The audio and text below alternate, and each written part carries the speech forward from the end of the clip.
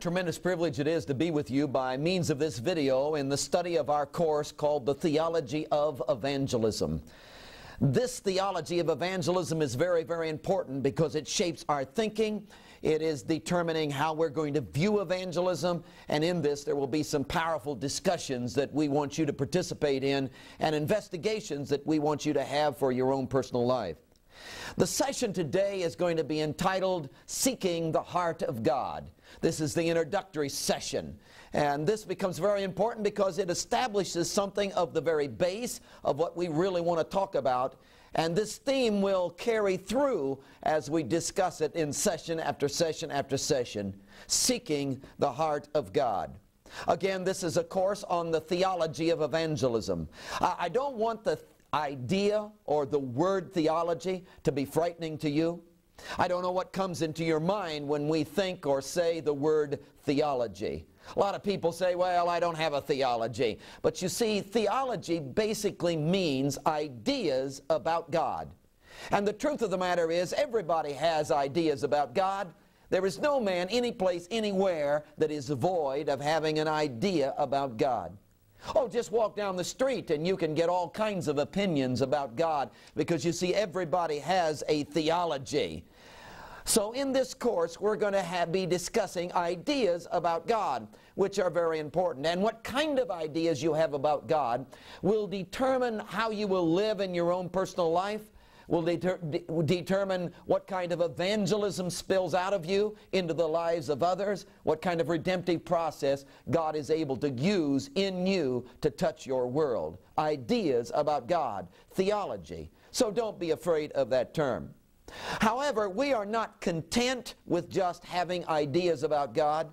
In other words, in this course, our goal is not just to discuss ideas about God. It's much, much deeper than that. Anybody can sit around and talk about God, but you see, what we're really wanting to do is we want to experience God. That's why this initial session is being titled Seeking the Heart of God.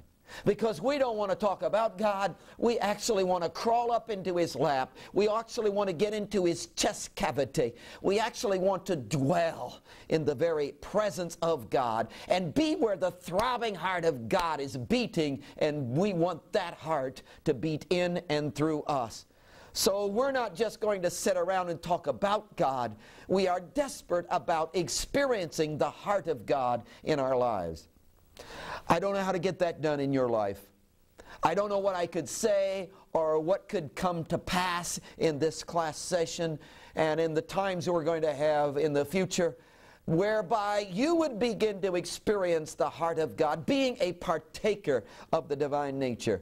But whatever it takes to get that done, that's what I want. This is not then an academic pursuit that we are involved in here. This is a quest, a journey, a seeking the heart of God that we are about here. We want to know the throbbing heart of God Himself. This is our goal for this hour. I have discovered that it's very, very dangerous to sit around and talk about God. Oh, back to the idea of theology. See, if theology's ideas about God, then we can sit around and discuss God. We can discuss all kinds of theology, ideas about Him, and you can have your idea and I can have my idea, and so the theological arguments go, and we can investigate how that applies to evangelism and how to combat other ideas about God that other people have. And all of that's fine and good, and it certainly has its place. But you see, I've discovered that it's very dangerous to sit around and just talk about God. Could I remind you that sin was born in a theological discussion about God? Yeah, it was in a classroom, a theological classroom, where they were sitting around discussing about God, and in that discussion about God, sin was actually born. That's why I'm trying to say to you, it is very dangerous just to sit around and talk about God, and we have no desire to do that. You might be questioning in your mind, well, how could sin have been born in a theological classroom where a discussion about God was taking place? Oh, let me take you back. We'll study this further in other sessions, but let me take you back to Genesis chapter 3. And there in Genesis chapter 3, we have what we call the fall. Now, the fall is where man fell from a high place to a low place, from a place of innocence to a place of guilt. He actually entered into sin. And we understand what took place in the very nature of man in the business of the fall. But let's back up at the beginning of that time when temptation was coming to man. Actually, it was Eve at that particular scene. She'd been on the far side of the garden, you know, and she'd been investigating some flowers possibly that she had not seen before.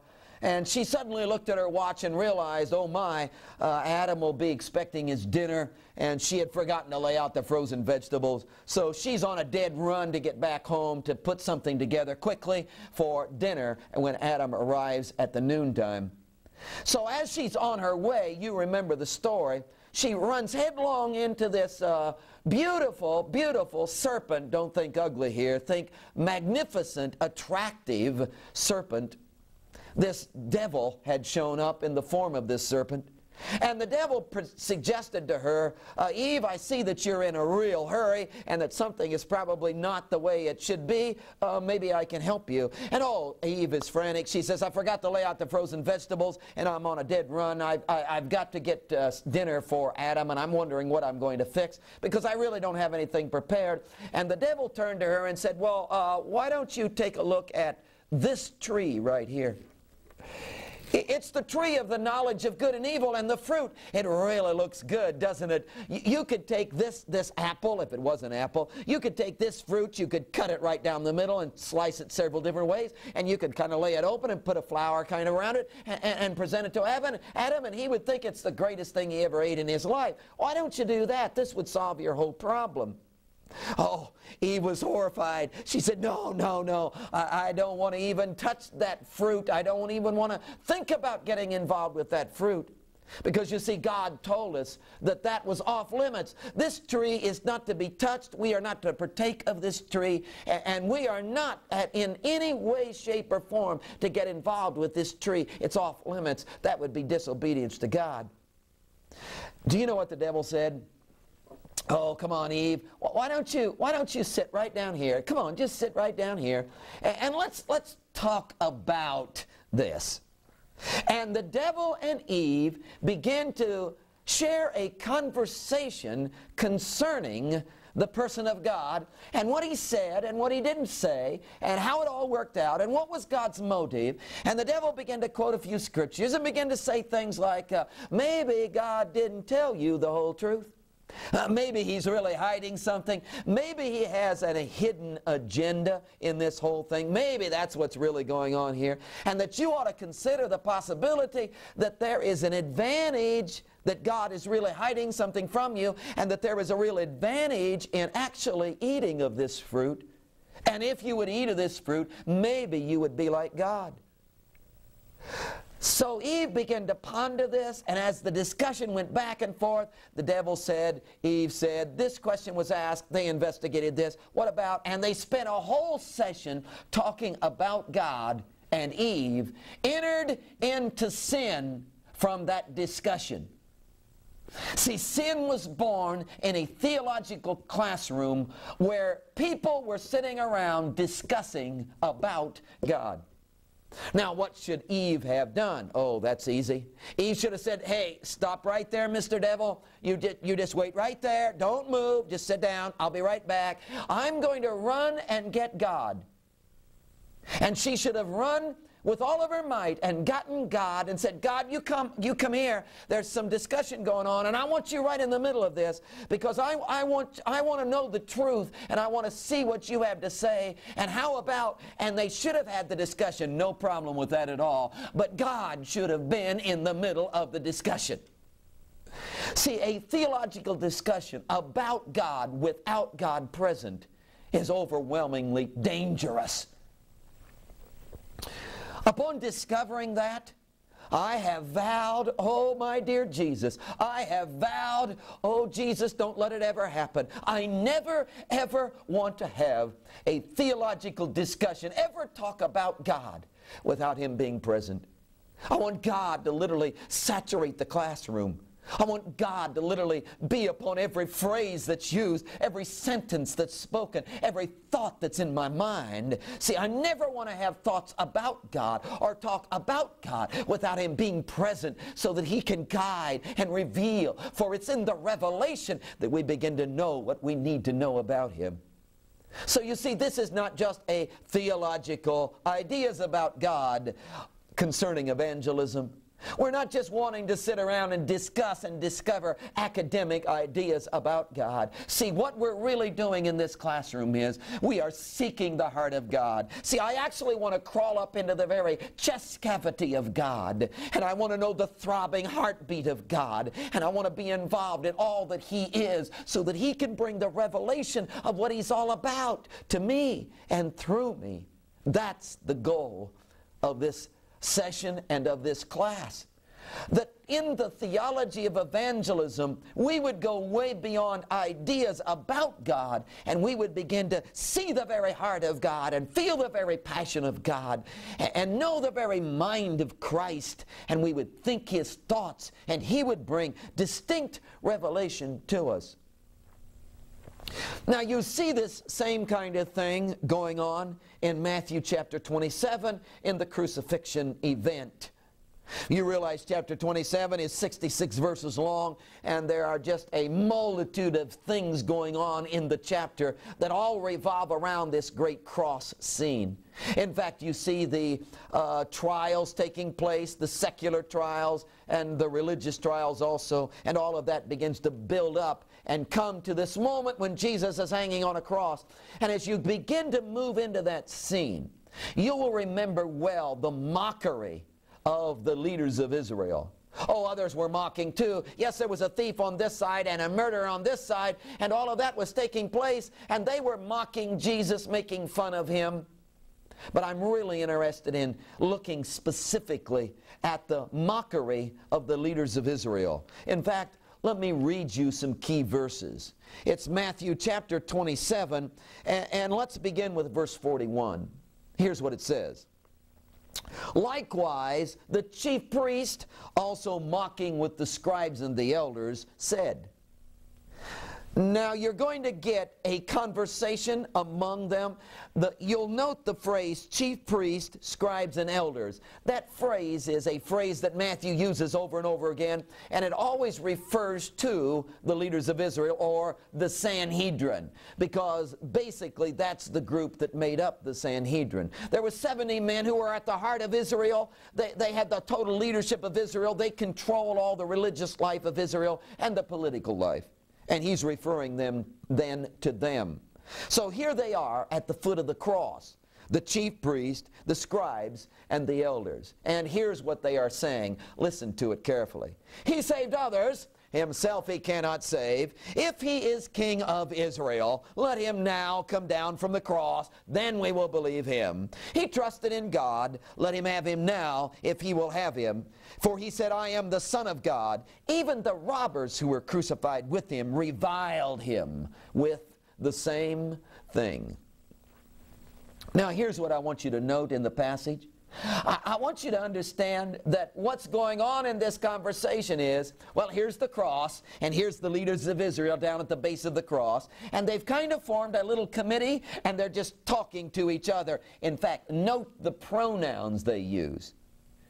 As they're talking about Jesus, here's what they say. He saved others.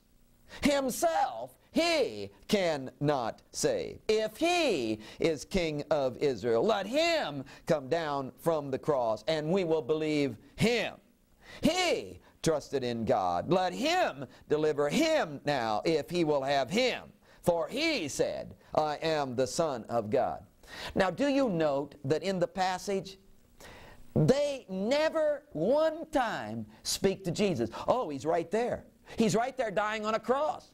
See, they could have gotten Him involved in the conversation, but no, they're not interested in that. See, they're just kind of hanging around the cross, talking about, referring to Him, but talking about Him, and they never got Him involved in the conversation. Again, I think that is a very serious element. Here we are in this class session. Are we just going to talk about God, have academic ideas about God, discuss some great theology about God? Or will you and I really open up our lives and our heart and say, oh God, I'm seeking your heart. I want you in the middle of this class session. I want you in the middle of all the thoughts I have. I'm open to divine revelation. And can this class go beyond just ideas about, and can we experience together the very heart of God? See, this course then is not a discussion about God. This course is an investigation, a journey, an experience into the very heart of God. Will you be open to that? If you're going to experience that, then could I share with you, you will have to abandon your tradition, your cultural setting. Because if you experience God, you will be getting into divine culture, and you will be getting into divine tradition, and it'll make alterations in your life, and you'll have to change. Because He will give you thoughts, the mind of Christ, that are contrary to your world, your culture, your setting, what you've always known, what you've always thought. See, if you get into the heart of God, revelation comes. So I'm challenging you in this moment to join me in seeking the heart of God.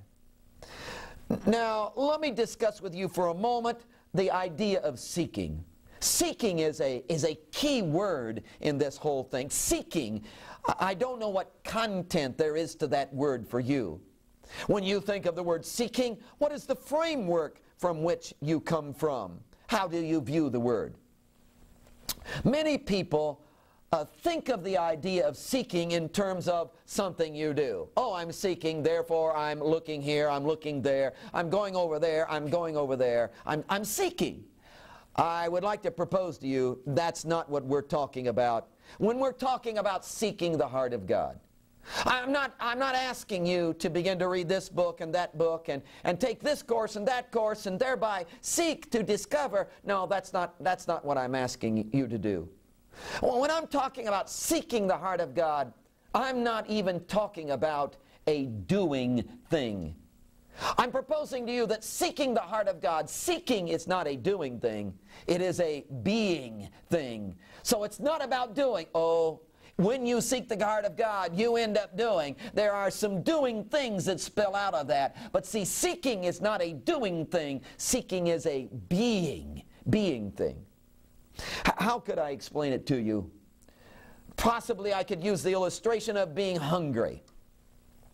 You know that when you're hungry, you do something about it. Yes, you go get food, you cook a meal, you go to your friend's house and borrow some food from him. You seek to find some food. When you're hungry, you do something. But hunger itself, real hunger, being hungry is not a doing thing. You don't do hunger, you are hungry. See, hunger is an inside thing. It's down deep inside, and you can't even turn it on and turn it off. You can't just make up your mind, well, I won't be hungry anymore, and then it goes away. Oh, there's some control to it, I understand that, but we know that hunger is not something you create. Hunger is not something you decide, well, I guess I'll be hungry, or I guess I won't be hungry. Hunger is a deep internal thing that's going on inside of you that's beyond you. And then you respond to that, and you do something about it. Now, I want to propose to you, that's the way seeking is.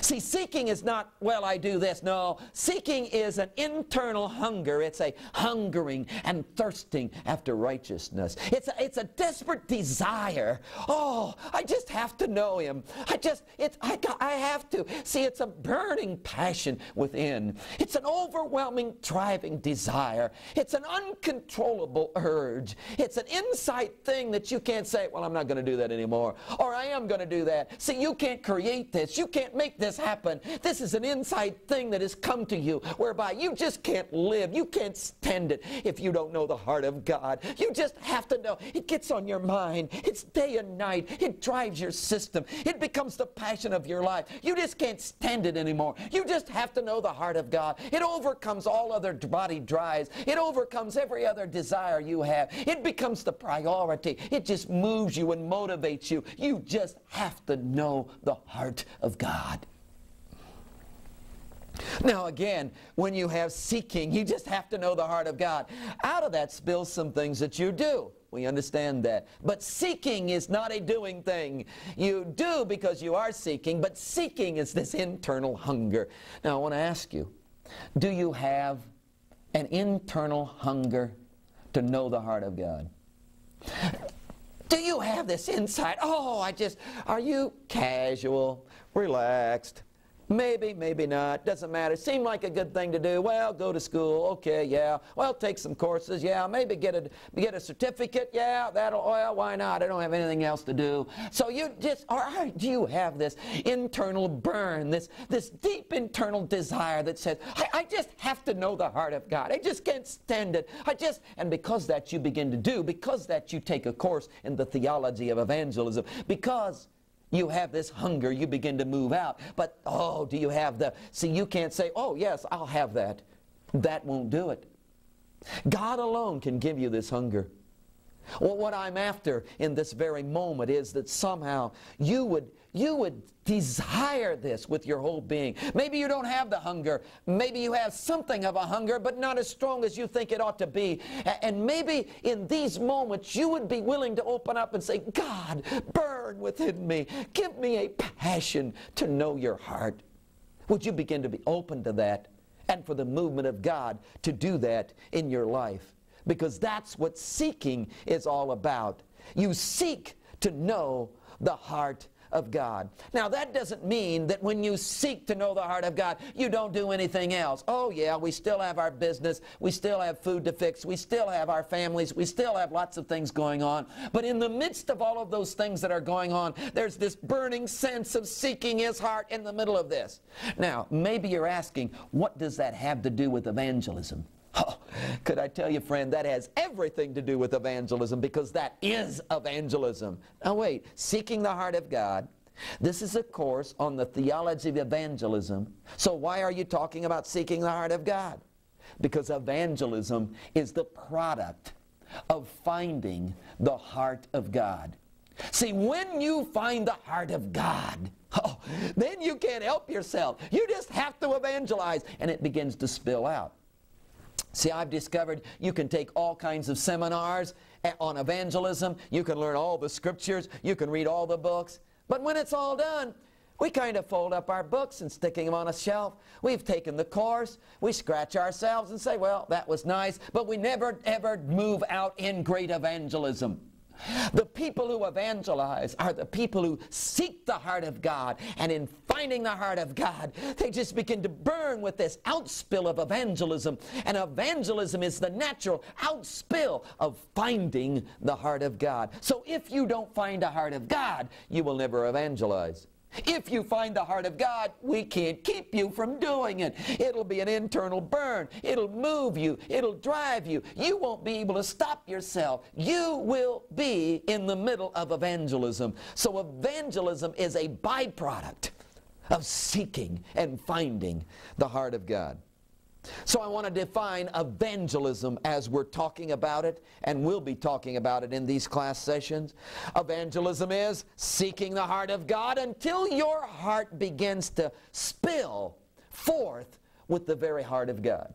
See, evangelism is seeking the heart of God until His heart now is implanted within you, and His heart begins to spill through you. And you know what His heart is all about? Redemptive. It's always redemption, redemptive. It's always spill out. It's always give yourself up. It's always, I must spill my life out. It's always, I never live for myself. I always live for Him. It's always the yielding of my very being to Him. That's what evangelism is. It's the heart of the cross. It's the cross style.